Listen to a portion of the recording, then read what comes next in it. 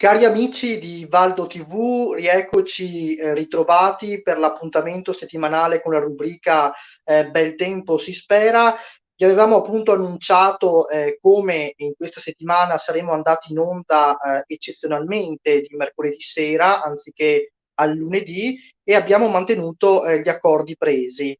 Invitiamo subito l'intera utenza che ci sta ascoltando, che quindi è sintonizzata, a porci degli interrogativi più che mai importanti, fondamentali, in modo da poter arricchire la puntata di questa sera anche con la collaborazione dell'ospite d'eccezione che viene dal mondo dell'associazione Meteo in Veneto ed è davvero una persona assolutamente competente, capace nell'ambito della climatologia e anche della meteorologia stessa. Lo conosciamo anche molto a fondo perché appunto segue la pagina per gli interventi mirati, specifici, per i post di attualità che spesso diciamo pone dinanzi all'attenzione di tutti noi. Lo presentiamo a questo punto, lui è Davide Rosa, socio ordinario dell'associazione Meteo in Veneto. Buonasera a Buonasera tutti, Davide. ciao Riccardo. Ben, ben ritrovato.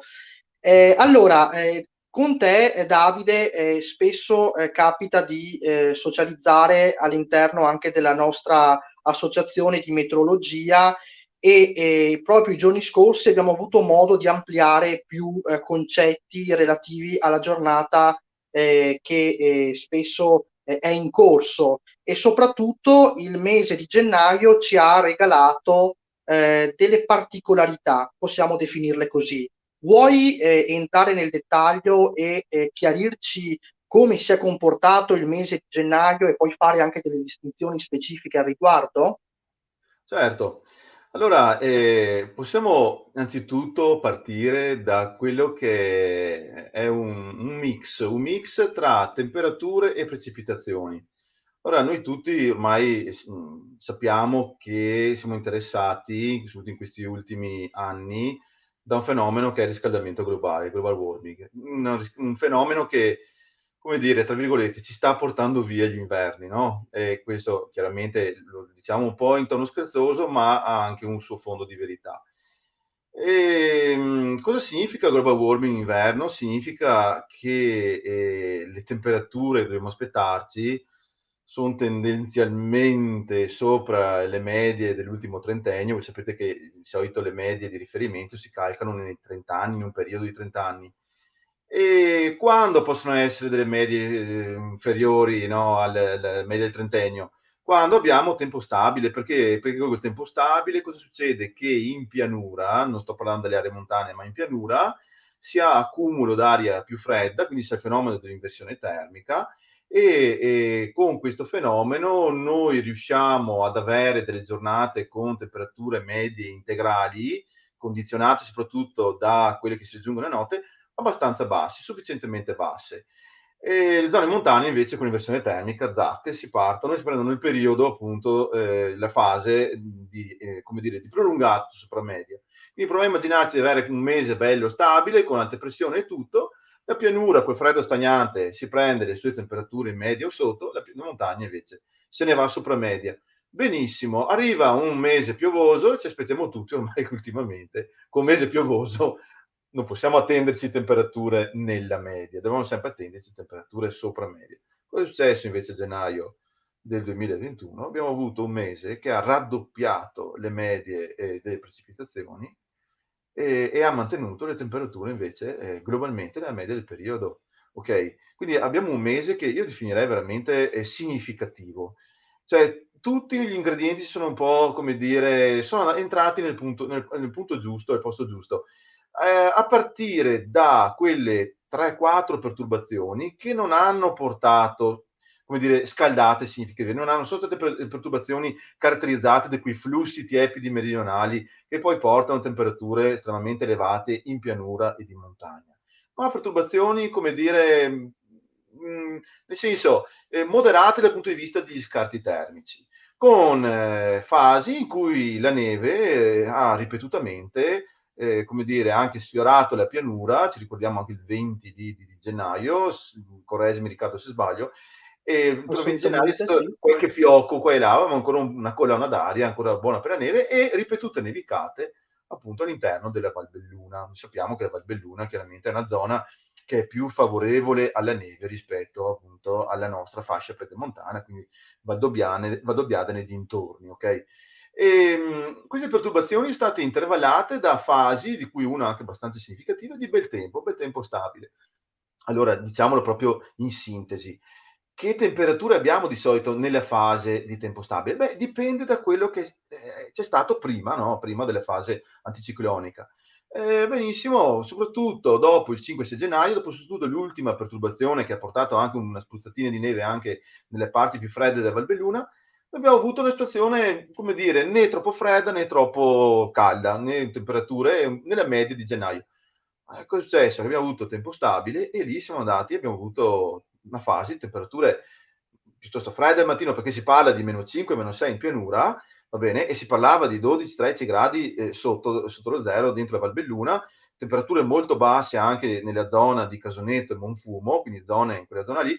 Attenzione, temperature che solitamente in questa fase caratterizzata dal global warming raggiungiamo magari dopo un'irruzione fredda. Va bene. Invece lì, con questa fase di stasi, questa fase anticiclonica, abbiamo comunque raggiunto temperature estremamente basse. Anche nei fondovalli dolomitici avevamo 18-20 gradi sotto lo zero, quindi temperature degne di una eruzione fredda. Poi abbiamo avuto che cosa? Cosa è successo? È arrivata una eruzioncina fredda, ha smosso un po' le acque, le temperature sono salite, poi sono ridiscese, ma non sono ridiscese sufficientemente da raggiungere quei valori minimi che avevamo attorno al 12-13 gennaio. Va bene. Per poi lasciare spazio che cosa? A dell'altra instabilità, appunto nel 21, 22, 23 di gennaio, seguita da una relativa stabilità, quindi con temperature ancora sotto zero, ma non di tanto, va bene?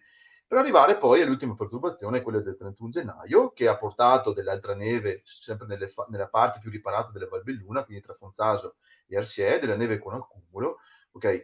E basta, e così è chiuso il mese. Un mese che, cavoli, lo vediamo un po', è stato in media termica, è stato nella media delle temperature e ha raddoppiato la media della piovosità. Attenzione, dove si è concentrata la pioggia? Nelle grandi fasi perturbate, quindi abbiamo il primo, l'1, il 2 e il 3 gennaio, quindi perturbazioni che sono durate 3 giorni, insomma, non sono grosse perturbazioni che potrebbero dire, cavoli, ci porta l'aria calda, sono perturbazioni che si portano l'aria calda, grande sciroccata, e invece no, perturbazioni da 3 giorni che hanno portato sì nella fase del fronte caldo un raddolcimento, ma non proprio così deciso, quindi ha mantenuto sempre il limite della neve entro quote accettabili, va bene. E l'altra fase grossa perturbata è stata appunto quella del 21, 22 e 23 di gennaio. Quindi abbiamo avuto veramente grandi precipitazioni concentrate in quelle due grosse perturbazioni, poi abbiamo avuto anche il 31 e poi una piccola perturbazione attorno appunto, dicevo, al 5 e al 6 di gennaio.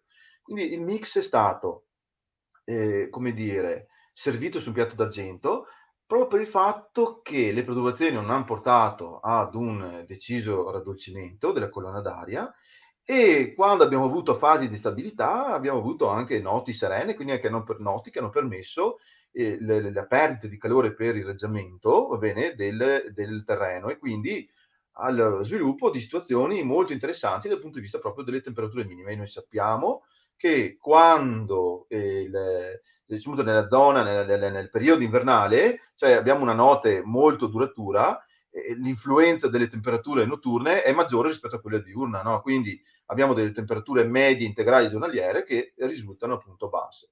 Ok? Quindi in inverno avete un po' capito quali sono le macro differenze, no? Nella fase, c'è la fase perturbata, 5-6 gradi in pianura, distribuiti tutto quanto nell'arco della giornata, medie integrali che sono altissime, va bene? Quindi più 5, più 6 anche di medie integrali. Quando invece abbiamo la fase invece stabile, di stabilità, le minime notturne, quindi cominciamo ad andare sotto zero verso sera per arrivare a quei meno 4, meno 5 gradi la mattina, le minime notturne influenzano tantissimo poi quella che è la media integrale giornaliera, che è una media che appunto in quei casi lì tende ad essere attorno allo zero o anche negativa o anche per valori negativi. Insomma. Questo è stato il nostro mese di gennaio, alla fine.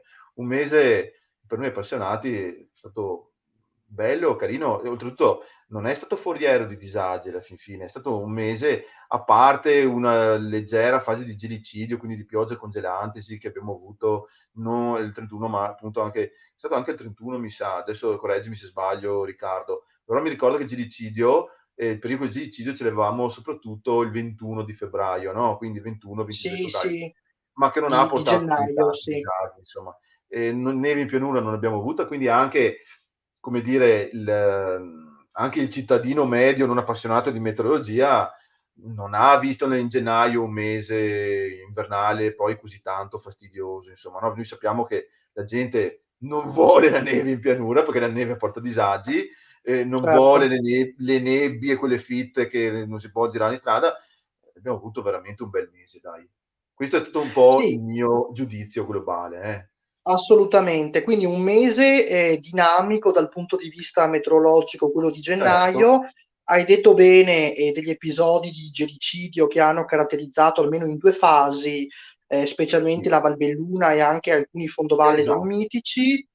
E visto che abbiamo degli ascoltatori che ci chiedono, ho notato poco fa, ehm, la possibilità, se ci sarà ancora, di qualche scenario nevoso che potrà interessare ancora la bassa quota, ehm, poi ti farò appunto, dire, con più chiarezza, come è opportuno consultare anche le previsioni meteorologiche e soprattutto, fino a quanto tempo possiamo spingerci. Ne avevamo già parlato anche con il presidente di Meteo in Veneto, Marco Rabito, ma ovviamente lo ribadiamo perché vogliamo aiutare tutti coloro che ci ascoltano a comprendere quanto sia importante abbandonare alcune fonti di informazione e soprattutto che comprendano quanto sia importante non spingerci oltre il terzo, quarto giorno di tendenza dalle emissioni di un bollettino, perché ovviamente poi più ci allontaniamo,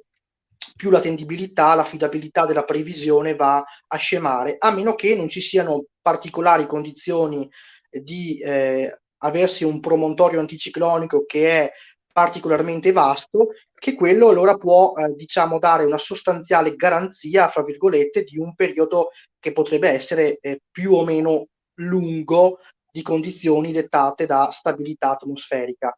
Hai accennato prima, diciamo, alcune zone variegate del nostro territorio, facendo anche chiaramente riferimento ai vari microclimi che ci sono comunque nel nostro territorio.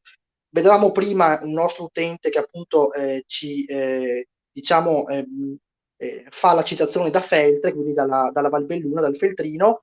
E vuoi spiegare, ad esempio, la motivazione perché Feltre, come gran parte della Valbelluna, come Catino, ha una predisposizione ad avere delle nevicate anche a bassa quota, quindi anche nella zona di fondovalle, ad esempio quando può accadere che nel contempo l'Alpago a 1000-1200 metri, in questo Certo. caso, ha della pioggia? Quindi qual è il fattore o i fattori che vanno ad incidere e a creare questo tipo di variazione dal punto di vista meteorologico?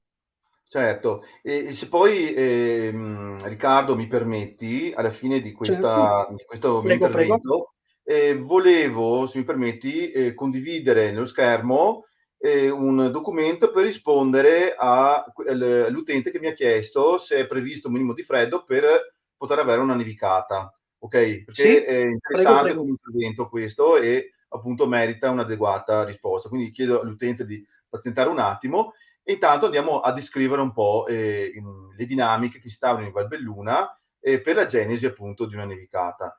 La Valbelluna, sì, è una vallata con fondovalle abbastanza basso, dai, diciamo, siamo, a quote collinari, va bene, quindi nella parte bassa delle quote collinari, perché siamo tra i 300 e i 350 metri mediamente nel fondovalle valbellunese, okay? Che particolarità ha questa vallata? Beh, il fatto che verso sud noi sappiamo che le correnti, i flussi che accompagnano i sistemi perturbati, i principali sistemi perturbati, son flussi meridionali, no, quindi proviamo a immaginarci, dinamica di un fronte perturbato che avanza e quindi, cosa succede? Che è anticipato da correnti tiepide. Il contrasto solitamente tra le correnti tiepide, no, che anticipano la perturbazione e quelle appunto più fredde che seguito generano appunto, io lo descrivo molto, molto sommario, ok? Generano appunto certo. questi fronti perturbati. Però è chiaro che, nel senso che l'utente, il cittadino deve immaginarsi che comunque le grandi perturbazioni, qui da noi, nel nostro territorio Veneto, Friuli, va bene, quelle grosse perturbazioni sono accompagnate sempre da un respiro tiepido, umido e tiepido di provenienza di matrice adriatica solitamente. Allora proviamo a immaginarci questo flusso che arriva appunto dall'Adriatico, a un certo punto incontra la prima linea, il primo crinale prealpino, ok, a partire dal Grappa per arrivare appunto La al prima Nevega, barriera, chiamiamola dal così, Grappa, la prima vedere, dal Grappa al Col Visentin, ok, proprio certo, tutta quella linea lì, che a un certo punto è rotta dalla linea Quero-Vas-Feltre, no? Ok? Fino certo. a Tanzù, eccetera, eccetera. È rotta solo in quel punto, però come è rotta? È rotta a zigzag, non è un'apertura dritta quella, è tutta zigzag, è tutta... Quindi effettivamente lì l'aria tepida può pure agire, ma è come se si trovasse comunque un crinale, quindi fa fatica anche lì ad entrare. Va bene? La particolarità delle Val Belluna è, dal punto di vista geometrico, è da est verso ovest o da ovest verso est, è perpendicolare a queste correnti, non è Certo. allineata a queste correnti. E quindi, nel senso, è proprio una valle riparata. Noi solitamente le valli alpine ce le abbiamo da sud verso nord, questa invece, un po' come la Val Tagliamento più avanti, ce l'abbiamo da est verso ovest o viceversa da ovest verso est, per come la vogliamo vedere. E proprio la disposizione particolare di questa vallata porta a un miglioramento del riparo orografico. Va bene? Quindi puoi immaginarsi questi flussi tiepidi comunque recanti umidità, quest'aria calda che comunque tende sempre a sollevarsi rispetto all'aria fredda preesistente e a mangiare gradualmente l'aria fredda sottostante, no? E quindi mangiarla, come dire, eroderla pian pianino, eroderla e a mescolarsi con essa. Allora, quando non ha montagne, questa aria calda cosa fa? Prende la neve e la trasforma in pioggia in breve tempo. Se trova la montagna, cosa succede? È un ostacolo. Già l'aria calda fa fatica, no?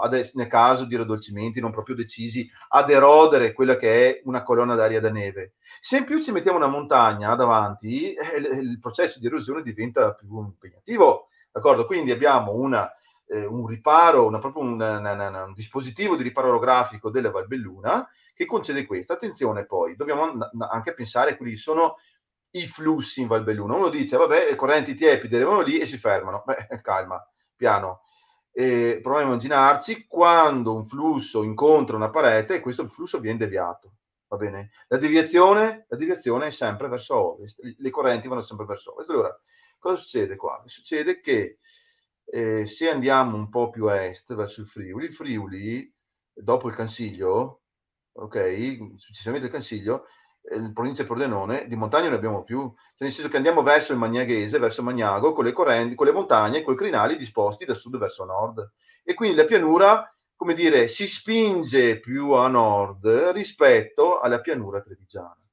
Cosa succede? Che anche lì il flusso meridionale trova le Prealpi e viene deviato. Questa deviazione comunque instaura quelli che sono dei flussi est-ovest all'interno del Val Belluna.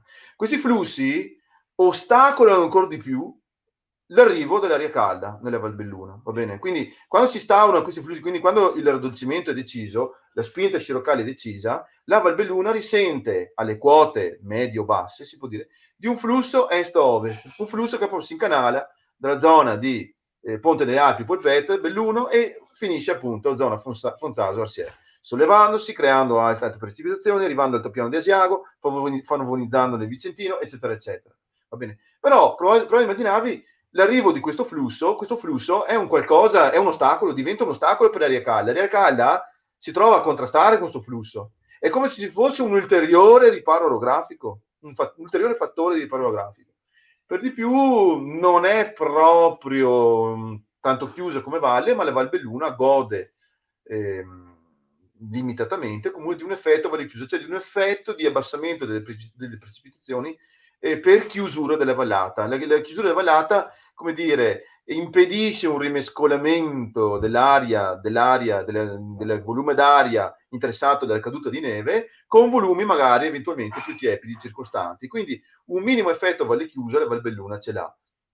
Poi è chiaro che di Soprattutto, fronte, sì, soprattutto soprattutto dove si avviene, spinge, sì, a fine avviene vallata. proprio nell'angolo più occidentale, quindi il Esattamente, feltrino. lì adesso a Fonzaso la vallata è proprio chiusa lì. A quel punto lì sì, abbiamo, come dire, nevicate più spettacolari, no? Diciamo, parliamo anche del 5 maggio 2019, vogliamo parlarne? Nel senso, 5-6 centimetri pomeriggio lì del 5 maggio sono indimenticabili, però allora cosa diciamo? Diciamo che Arciè, quell'angoletto lì può nevicare, abbiamo avuto nevicate anche ad ottobre, settembre, non ho dati di settembre, però da ottobre a maggio a questo punto potenzialmente può nevicare da ottobre a maggio, nel senso è veramente un angolo molto particolare per la neve. Poi adesso mi stacco un attimo da quello che è la descrizione della Valbelluna, Sì, parliamo anche di situazioni che hanno portato a 120-125 centimetri di neve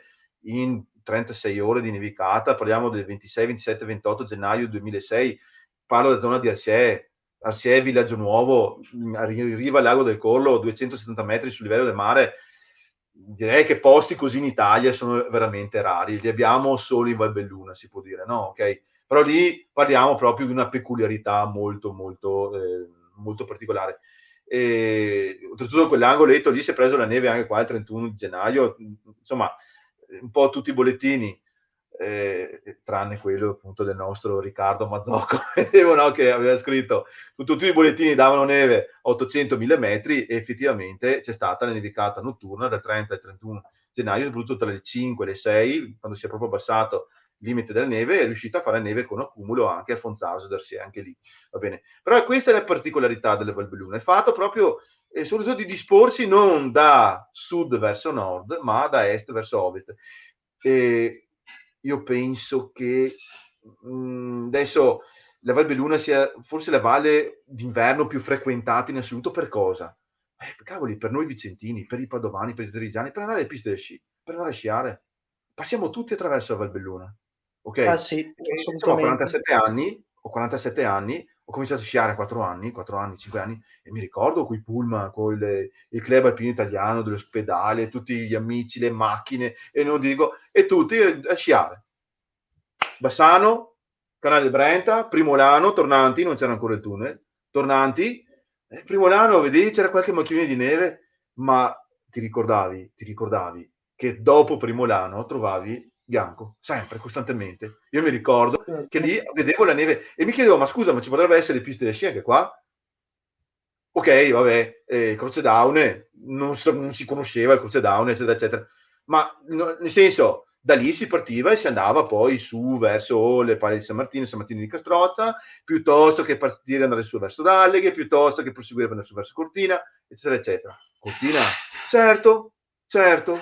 Quando si andava a Cortina, sempre meno neve, sempre meno neve, sempre meno neve. Arrivai al Ponte delle Alpi, non c'era più niente. Per trovare neve dovevi andare su a Certo. Termini di Cadore, a Perarolo di Cadore, trovavi qualche macchiolina, più di Cadore bianco, bianco come l'Arciè. Ma Assolutamente. signori, cioè, è veramente una zona che io mi ricordo fin da piccolo era una zona particolare. Non ero ancora appassionato di meteo, ma è proprio uno va a memoria, dice è una zona che è portata per, attenzione, non solo la caduta di neve, ma anche per il mantenimento della neve. Esatto. E quello è soprattutto le peculiarità. Cioè, se la Valbelluna ha cominciato, nel senso, a parte prima del 28 di dicembre del 2020, cosa ha fatto? Ha fatto 10-12 giorni di neve, non tanti, ma forse neanche no, 10 giorni, perché cosa ha fatto? Non è riuscito a no, aspetta, mi sbaglio, non è neanche riuscito a nevicare nel posto Scirocata, giusto? Quindi si è fatta 2 giorni di neve, dal 2 al 4, dal 2 al 5 si può dire, 3 giorni di Sì, neve si perché è fatta. poi la colonna d'aria Il è, Scirocata ha portato via tutto e ha scaldato, il esatto, riscaldamento era superiore l'erosione. alla linea del crinale, Grappa, Col Visentin, va bene, quindi un raddolcimento che va a interessare le quote superiori è un raddolcimento che crea chiaramente deterioramento della colonna d'aria anche in Valbelluna, no? Sì, Benissimo, quindi ha avuto quei 2 o 3 giorni lì e poi dal 28 di dicembre ad oggi ha ancora neve al suolo. neve che è attualmente in rapidissima fusione. Sì, sì, Dopo quella di condivisione dello schermo farò vedere Pedavena, gli ultimi 3 giorni, che fine sta facendo la neve. Capisco che Pedavena non è proprio il posto migliore, ma la fusione è veramente velocizzata, quindi in breve la Valbelluna certo. sarà senza neve. Ascolta Ormai è... Davide, volevo chiederti, abbiamo adesso parlato della Valbelluna, poi ovviamente farai vedere anche le immagini. Intanto vedo un nostro utente che ci Sì, scrive, che aspetta solo ancora la risposta di prima.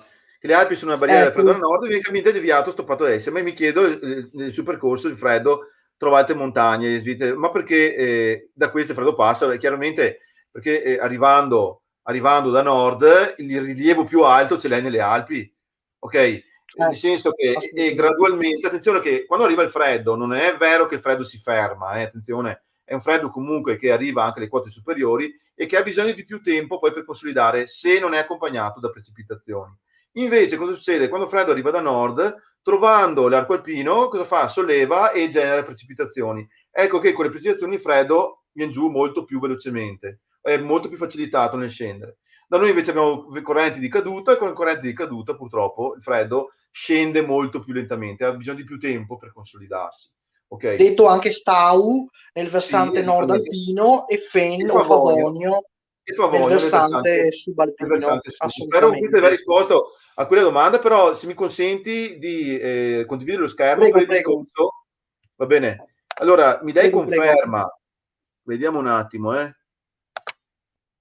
Intanto io volevo ricordare a tutti gli utenti di continuare a segnalarci in diretta se avete degli interrogativi, perché questo è il momento giusto anche per dare risposta alle vostre Sì, curiosità, in base anche alla vostra zona in cui appunto risiedete, in modo che possiamo anche ampliare un po' in modo anche piuttosto specifico sì.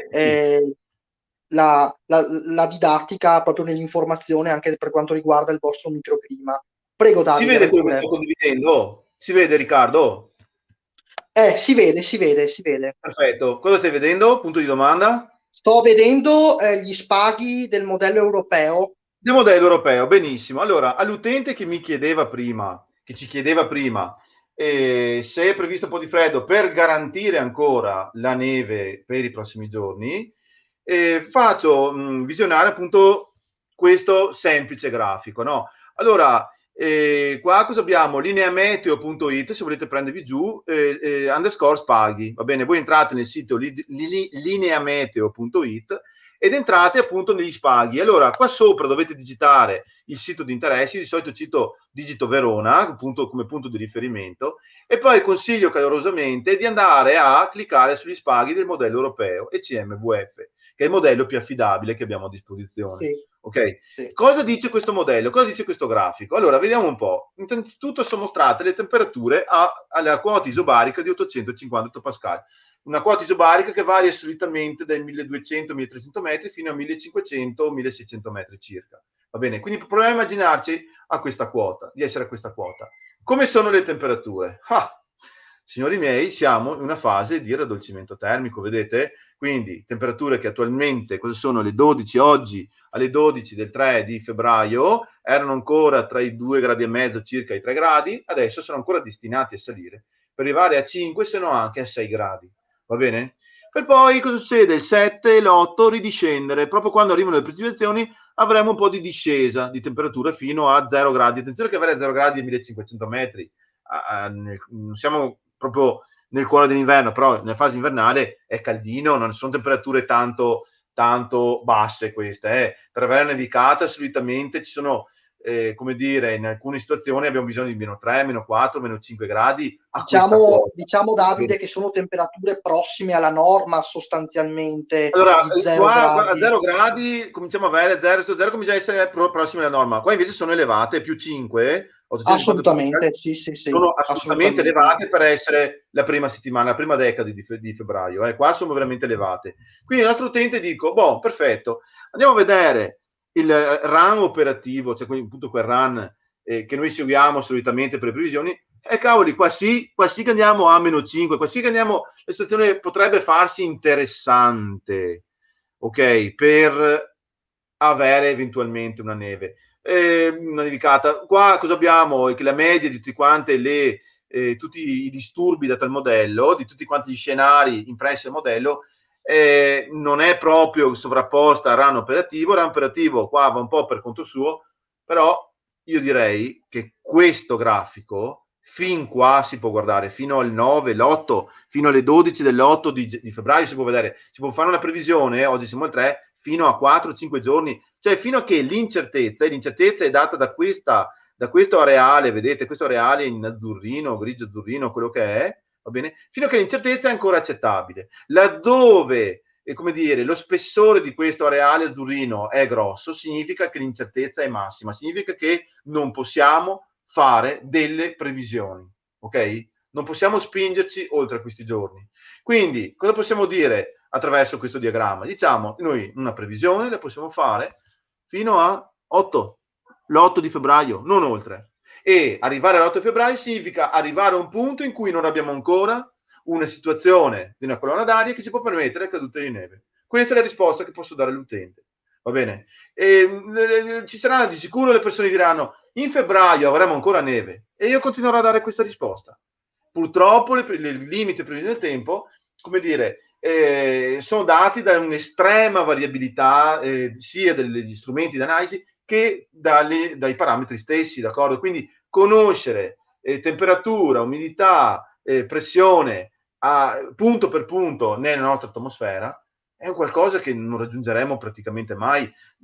Possiamo conoscere determinati punti della nostra atmosfera questi parametri e intercalarli tra essi, fargli interagire tra essi, ma non in tutto il volume d'aria, solo in alcuni punti. Quindi o con radiosondaggi, o con stazioni del suolo, o con stazioni magari in quota, eccetera, eccetera. Ma assolutamente noi faremo sempre delle previsioni che saranno soggette a delle imprecisioni, a degli errori. Questi errori sono tanto meno possibili, ok? Quanto minore è l'incertezza data nel modello. Allora qua cosa si dà? Alla fine questi sono sistemi, per chi ne sa un po' di matematica, sistemi di n equazioni differenziali in n incognite. Gli si imprime a questi sistemi degli errori e si vede il modello come risponde. Come risponde il modello? Risponde con un determinato scenario. Benissimo, andiamo a memorizzare lo scenario. Gli diamo un altro errore, un altro tipo di errore, magari un errore in direzione opposta, ok? Rispetto all'errore che abbiamo detto prima. E quindi si varia un altro scenario. Gli diamo proprio degli errori, delle variazioni ai dati al tempo t uguale a 0. Facciamo una media degli scenari e andiamo a rappresentare gli errori del modello. Vedremo che più ci si avvicina al tempo t uguale a 0 ad oggi, minori sono gli errori, ok? Però chi fa previsioni del tempo deve tener conto di questi diagrammi. Io adesso vi dico, vado nel classico sito di Vetta Centrale, no? Ok, eccolo qua, ce l'ho qua memorizzato, per vedermi, per esempio, non so, un ECM VF, i famosi 9 pannelli, e dico, cavolacci, vediamo un po' com'è la situazione, vabbè, passano, come dire, delle perturbazioni, eccetera, eccetera, wow, qua c'è un promontorio, ma qua siamo al 12 febbraio, però, non posso dire, faccio una previsione per il 12 febbraio, io mi devo fermare in quel punto dove l'incertezza è accettabile, no? Quindi mi fermo qua l'8 febbraio. Questi primi 4 pannelli servono per farmi un'idea su quello che è il tempo futuro. I pannelli successivi invece cosa dico? Vabbè, pur parlé, per vedere un po' se la circolazione generale si mantiene, come dire, come la circolazione che ci sta interessando in questi giorni, oppure se ha magari delle variazioni, degli sconquassi, eccetera, eccetera. Però io chiaramente devo giorno per giorno aprire questo modello, ogni 12 ore devo aprire questo modello per vedere se effettivamente ci sono delle variazioni da un giorno all'altro e in che direzione vanno queste variazioni. Fino a 4-5 giorni invece posso ritenermi abbastanza sicuro sul tempo che farà. Va bene, quindi rispondo all'utente dicendo purtroppo non arriverà quel freddo necessario e sufficiente per poter portarci appunto a una nevicata al suolo. Ok? E una cosa volevo Bene, dire, l'ultima cosa volevo dire, che sì. dopo la condivisione, era questa. Allora, vediamo un po'. Ecco qua. Quello che volevo farvi vedere è che il tempo che stiamo avendo oggi, qua è il webcam di Pedavena, no? Ok? E questa è le ore 16 del 1 febbraio. Il tempo che stiamo avendo oggi si sta portando via la neve in Valbelluna, cioè una neve che è rimasta lì per più di un mese, ok?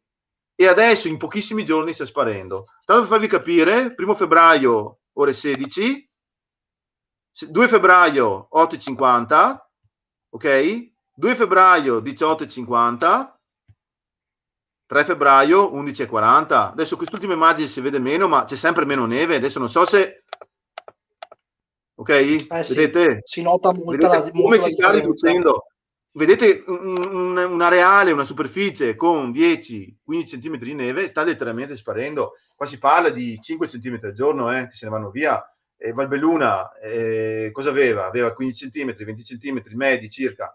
E qua in poco tempo se ne va. E attenzione, deve ancora arrivare la perturbazione. Le piogge, devono ancora arrivare le piogge. Chiaramente quelle piogge che cosa fanno? Prendono e portano giù all'interno del manto nevoso le temperature che ci sono lì all'esterno. Quindi se all'esterno sono 4 gradi, 3-4 gradi, la neve si prende con la goccia d'acqua che va dentro il manto nevoso 3-4 gradi, il manto nevoso va in fusione. Ok, quindi come dire, ci aspettiamo una fusione continua in questi giorni. Quando arriverà la perturbazione probabilmente si prenderà un po' il colpo di grazia questo povero manto nevoso, ma ha durato, possiamo dirlo, ha durato molto a lungo, molto. Parecchio. Ha durato parecchio, sì. Infatti anche Lorenzo sta appunto confermando, lui è proprio dalla zona del Feltrino, dal commento, che la neve sta calando drasticamente.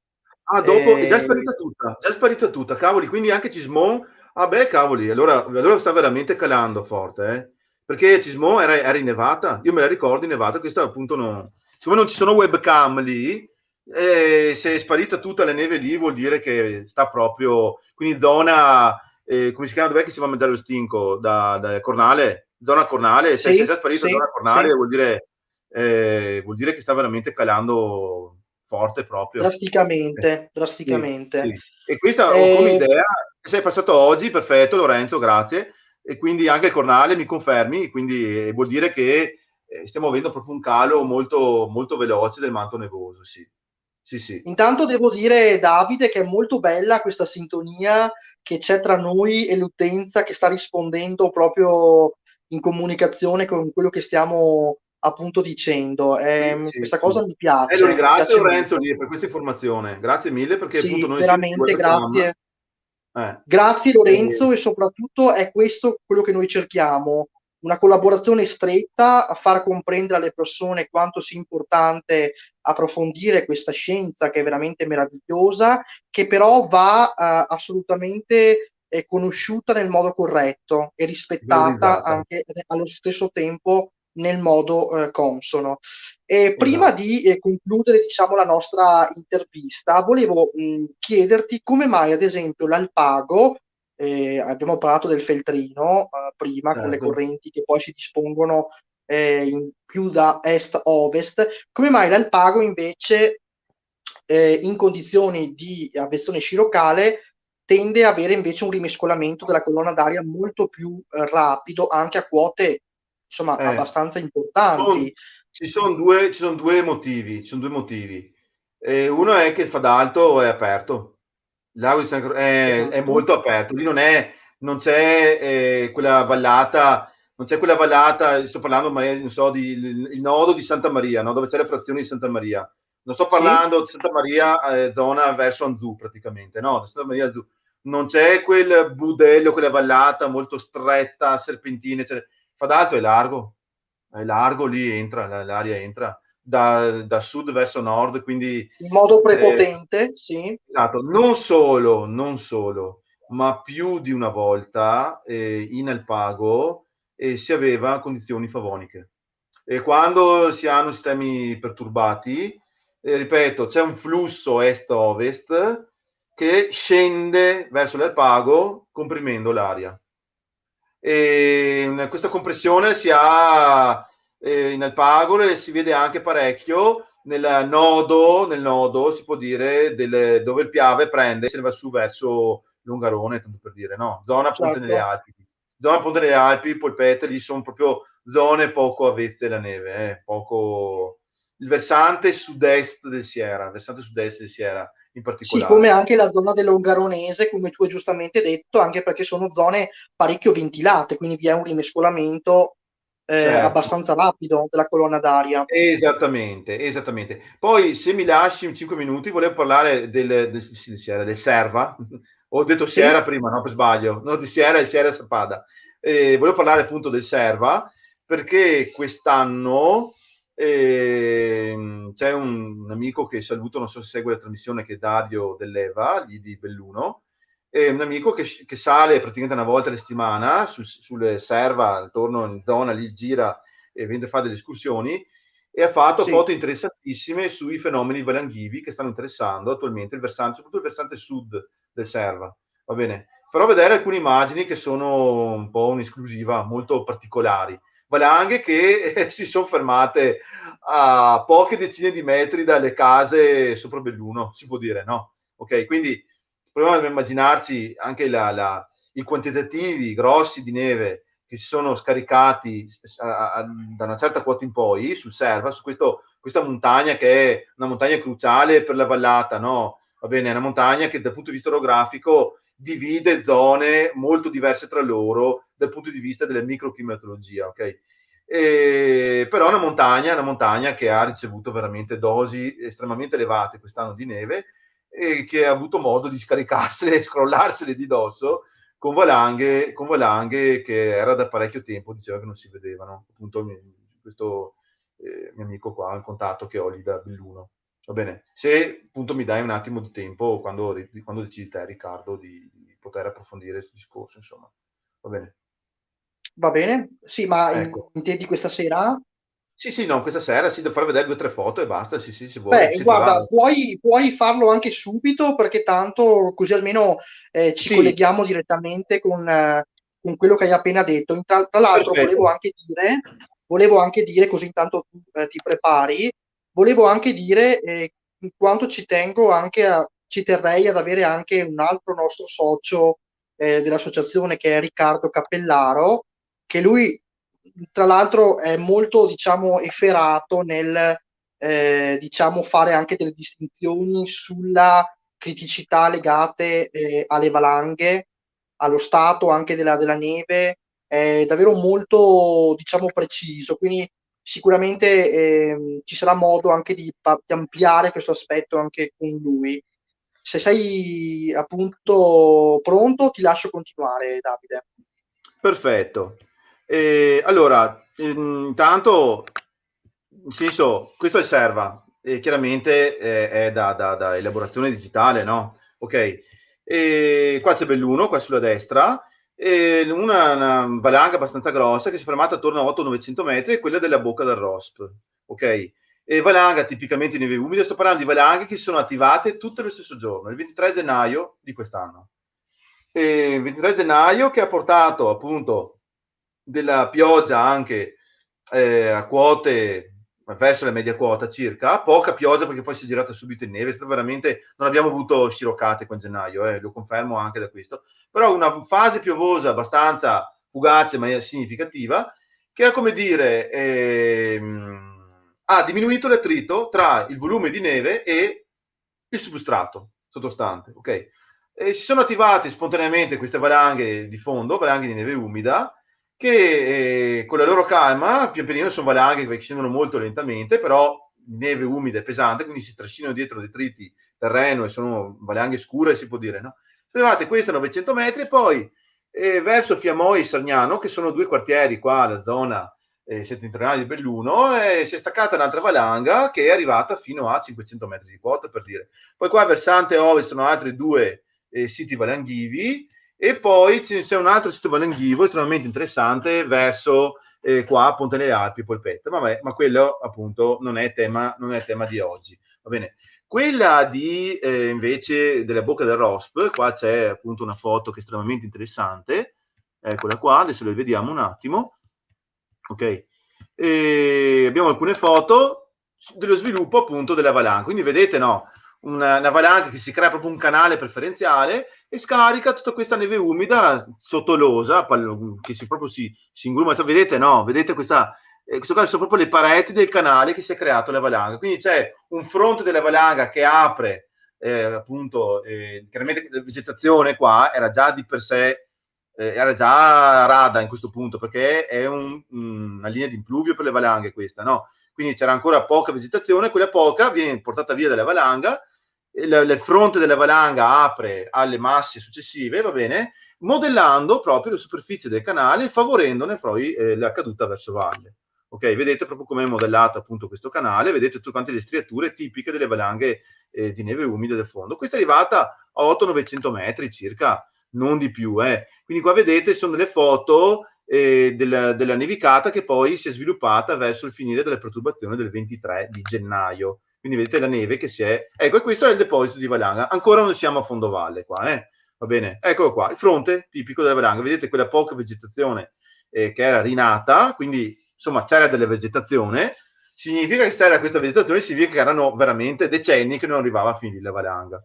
Va bene, tanto per dirne una, ok? Ed è arrivata una quota estremamente interessante, ripeto, 800-900 metri, e chiaramente in questa zona qua. Questo è appunto il Serva, va bene?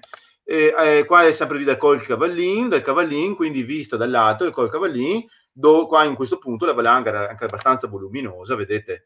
E poi passiamo a attorno a 1100 metri, 1200 metri e si è fatti altri 300 metri. La foto che era di prima era scattata da qua. Vedete che però siamo ancora alti rispetto alla Valbelluna qui, ancora altini. E Sì. qua sempre la linea di impluvio della bocca del Rosp, chiaramente, eccola qua, va bene, e vedete che lo scarico è stato abbastanza ampio, no? Dove non vedete neve significa che qua la neve è scesa verso valle, soprattutto in questa zona, ok? Ed è scesa molto abbondante per questa valanga. L'altra valanga invece, chiaramente il mio amico è andato la settimana successiva, è quella di Fiammoi Sargnano, ok? Quindi è scesa fino quasi alle porte della città, sopra Fiammoi 500 metri, mancava veramente poco, quindi si è staccata sopra il Col Cavallin, vedete, no? In più punti, quindi un areale di alimentazione abbastanza esteso, vedete, no? Dai 1800, 1500, 1800 metri circa, va bene? Ed è andata a finire giù in basso, vedete, no? Il volume molto scuro della valanga, ok? E qua siamo, ecco qua, siamo attorno ai 500 metri circa, va bene, proprio a poche decine di metri da Fiammoi e da Sargnano, quindi dei quartieri nord di Belluno. Vedete, no, anche il colore di questi, come dire, di questi volumi di neve, è un colore estremamente scuro perché il trasporto detritico è stato potente, ok? Il trasporto anche di vegetativo, detritico, insomma, sono valanghe che si portano dietro parecchio materiale, insomma, no? Ok, qua vedete, no, questi pezzi di rami qua, significa che anche questa valanga, come dire, ha interessato della vegetazione che è ricresciuta nel tempo, quindi significa che era veramente tanti anni che non arrivava a queste quote. Ok? Questo è proprio il fronte della valanga. Notate proprio, come dire, si vede poco, non è neve, ma è, come dire, c'è neve, ma è tutta quanta mista a vegetazione e a detriti. Ok? Il fronte della valanga, il colore del fronte della valanga è proprio significativo, ci dà un'informazione sulla particolarità, sulle peculiarità della valanga stessa. Da quanto tempo è che non veniva giù? Era da parecchio, veramente tanti anni che non scendeva una valanga fino a queste quote, ok? Basta, io qua ho finito di Concluso. parlare di valanghe, sì. Sì, allora prima di passare all'ultima parte molto rapidamente perché i tempi stringono, Sì. ieri abbiamo avuto la ricorrenza della Candelora, ecco, il 2 febbraio, martedì 2 febbraio. Ci vuoi un po' citare il detto, il proverbio, diciamo quello che si sente anche dire?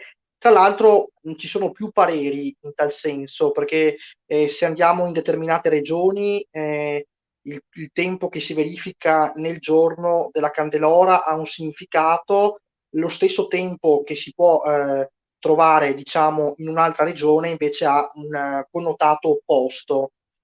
Saprai sicuramente anche tu questo.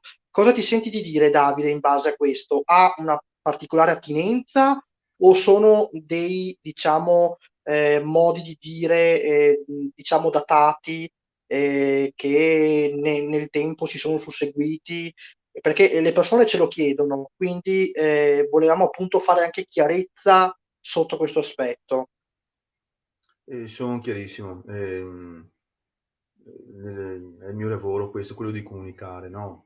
Essendo docente di Sì, matematica e soprattutto di informatica su un liceo qua della mia zona, della mia provincia, quello che esce dalla mia bocca è importante. Può far del bene immagino. come può fare dei danni, no, d'accordo? Sì, E quel che esce da questa bocca deve entrare in testa. e io però non posso condizionare le teste altrui, va bene? I proverbi perché esistono? Esistono perché devono creare sicurezza tra la gente. Io ho bisogno di governare il tempo. È arrivato finalmente il giorno delle candelora, in cui io spero che dell'inverno semafora, no? Io spero. Ah, Mh. io non ti dico niente, spera pure. Ma se piove, tira vento, oh mio Dio, dell'inverno siamo dentro. Quanti 2 di febbraio abbiamo passato con tempo stabile e poi febbraio ha scatenato tutti le cose, tutte quante le sue cartucce invernali, punto di domanda. Io mi viene in mente, tanto perché ne parlavo oggi appunto con Marco Rabito, il presidente Meteo in Veneto, Sì, vogliamo parlare del febbraio 2005, febbraio-marzo 2005, che a parte quell'inverno lì, a parte appunto il 17-18 gennaio del sempre 2005, a parte quella nevicata, no?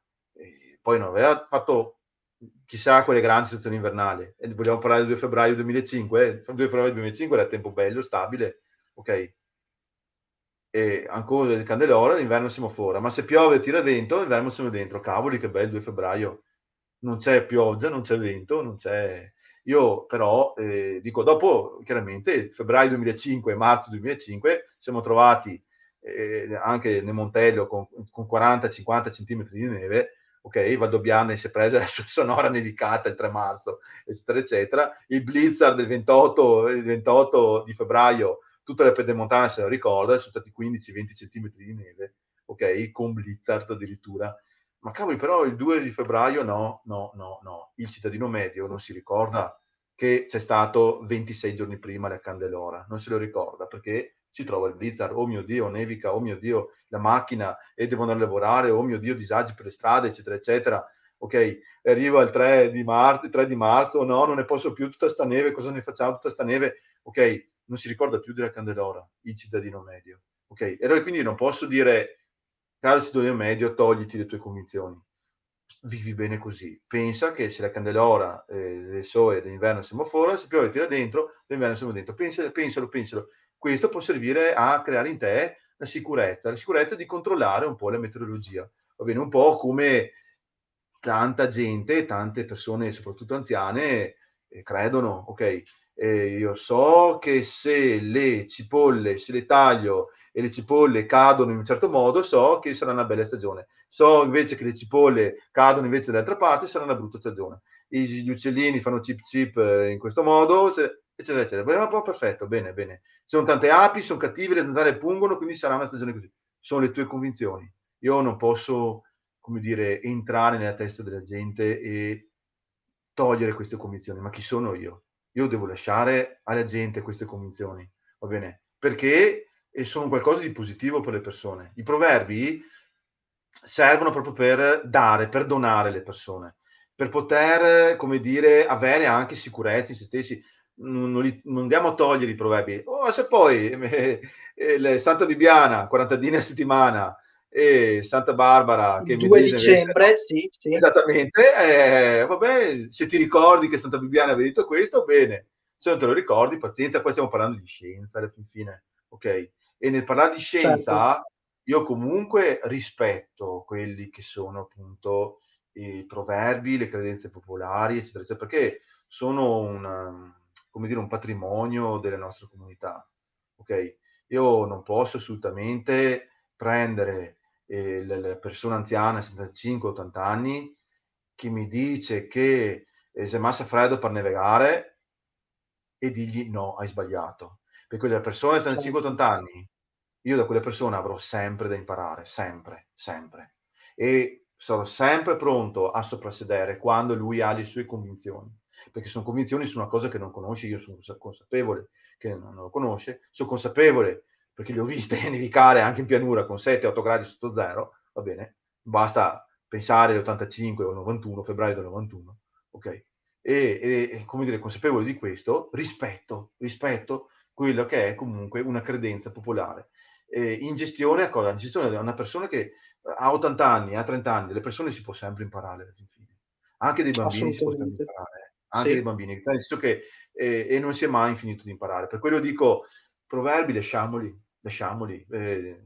nel senso, noi appassionati meteo ci ridiamo sopra, vabbè, ci ridiamo sopra, appunto, va bene.